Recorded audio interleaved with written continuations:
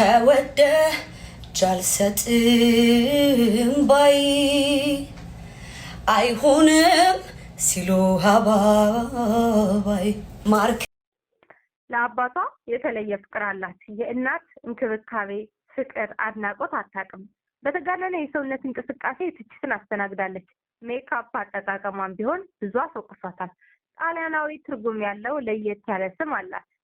ቬሮኒካ። ቬሮኒካ ማለት አሸናፊ ማለት ነው። ዛሬ በዚህ ቪዲዮ ስለ ተወዳጇና ስኬታማዋ ቬሮኒካ አዳነ እነግራችኋለሁ። ሰብስክራይብ በማድረግ ቤተሰብ ይሁኑ። አባቷ አዝማሪ አዳነ ተካ የተወለደው በጎንደር የገጠራማ ክፍል ነው።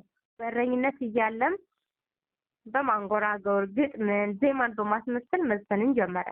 ከዚህም በኋላ እድሜው ከፍ እያለ ሲሄድ ከእረኝነት የለመዳትን ባህላዊ ዘፈንም በተለያዩ የመንደሩ ሰርግና ለየት ያሉ ፕሮግራሞች ላይ በመገኘት ይዘፍን ነበር። አዝማሪ አዳነ ተካ በአንድ ማሲንቆ የጎንደርን ከተማ ጠጅ ቤቶች አልቦም እስከ ኤርትራ የተለያዩ ክፍሎች ለድግስና ለምሽት ቤቶች ሲያዜም ኖሯል። እናቷ ደግሞ ከታዋቂ ቤተሰብ ናት። ነገር ግን የአባቷ የድምፃዊ አዳነ ተካ ሚስት መባልን አትፈልግም ነበር። ባልሽ አዝማሪ ነው መባል ለእሷ እንደ ውርደትና ስድብ ስለሆነ ለቤተሰቧ በመናገር በቤተሰቦቿ ግፊት ቬሮኒካ የ1 ዓመት ልጅ እያለች ትታጠፍታለች። አሁንም ድረስ ከአዳነ ተካ ልጅ እንዳላትና ቬሮኒካ ልጇ እንደሆነችም መናገርም ሆነ ማሳወቅ አትፈልግም።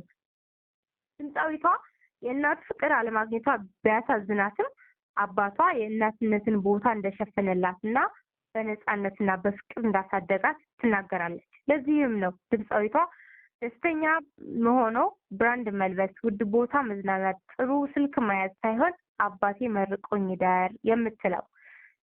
ድምፃዊቷ በቅርቡ በምስራቅ አፍሪካ ዳሬ ሰላም ታንዛኒያ ላይ በተደረገ የ2025 ዚኮም አፍሪካ አዋርድ ላይ በሁለት ዘርፍ ላይ አህጉራዊ ተደራሽነትን፣ የሙዚቃ ጥራትን እንዲሁም ችሎታን መሰረት ባደረገ ውድድር የዓመቱ ምርጥ ሴት አርቲስትና ቤስት ፐርፎርሚንግ አርት በሚል ዘርፍ ሀገሯን ወክላ 2 ዋንጫዎችን ይዛለን መጥታለች። በዚህ መድረኩ ላይ ኢትዮጵያ ስትልም ተደምመንበታል ማለት ነው። ስለ ፍቅር ህይወቷ እምብዛም ማውራት አትፈልግም። ምክንያቷ ደግሞ በሃይማኖት ልዩነት ምክንያት የተቋረጠው ግንኙነቷ እንደሆነም ይታወቃል። በልጅነቷ እንደ አብዛኛው የ90ዎቹ ወጣት የዘፋኙ ኢሳምቦዳ አፍቃሪ እንደነበረችም ትናገራለች። ስለ ቀጣይ የፍቅር ህይወቷና መስፈርቷ ስትናገር እንዲህ ስትል ትደመጣለች። የቆዳ ቀለሙ ጠይም የሆነ፣ ቁመቱ መካከለኛ፣ ያልረዘመ ያላጠረ፣ ጥሩ በራስ መተማመን ያለው፣ ሰዎችን በተለይም ሴቶችን የሚያከብር፣ አባቷን አዝማሪ አዳነ ተካን በተለየ መልኩ የሚንከባከብና አክብሮትን የሚቸር ቢሆን ደስ ይለኛል ስትል ትናገራለች። ቬሮኒካ አዳነ የሙዚቃ ህይወቷን የጀመረችው የ2ኛ ደረጃ ተማሪ ሆና ነው። ትምህርት ቤት ውስጥ በነበረ የተሰጥኦ ውድድር ላይ ነበር። በዚህም የማበረታቻ ሰርቲፊኬትን አግኝታለች።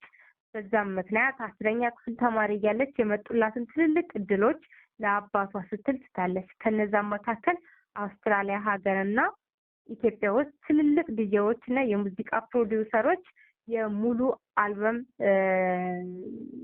ጥያቄ አቅርቦላት ነበር ማለት ነው። አርቲስት ቬሮኒካ አዳነ ግን የአባቷን የፈቃድ ድንበር የማትጥስ ስለነበረች ምንድነው እነዚህም ሁሉ እድሎች ትታቸዋለች ማለት ነው።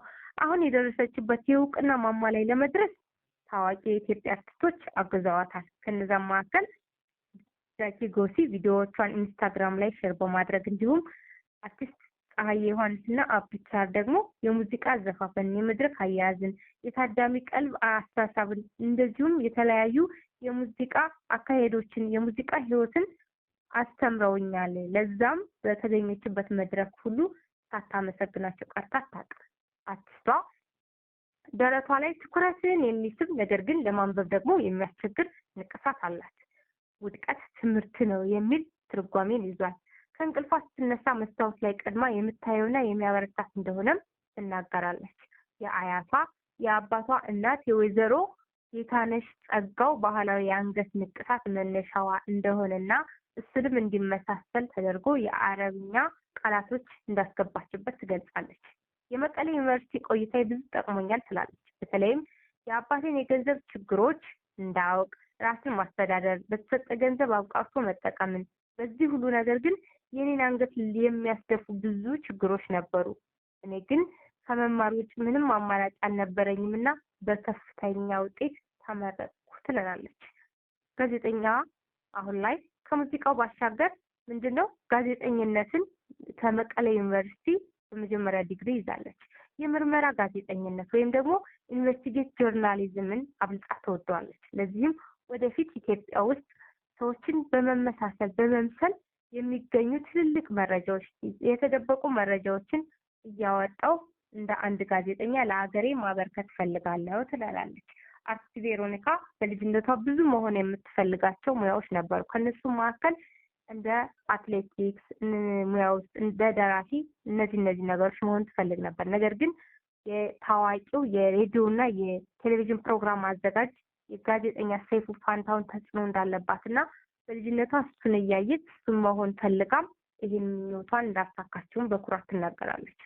ለዛሬ ስለ አርቲስቷ ይህን ነገርናችሁ። በቀጣይ በሌላ ቪዲዮ ደግሞ ስለ ቀጣይ የሷ ህይወቶች አሁን ስላለችበት ነገር እንነግራችኋለን። መልካም ሁሉ ተመኘንላችሁ። ለዛሬው አበቃው። ሀሴት ነኝ። ቻናሉን ሰብስክራይብ በማድረግ ቤተሰብ ይሁኑ። እናመሰግናለን።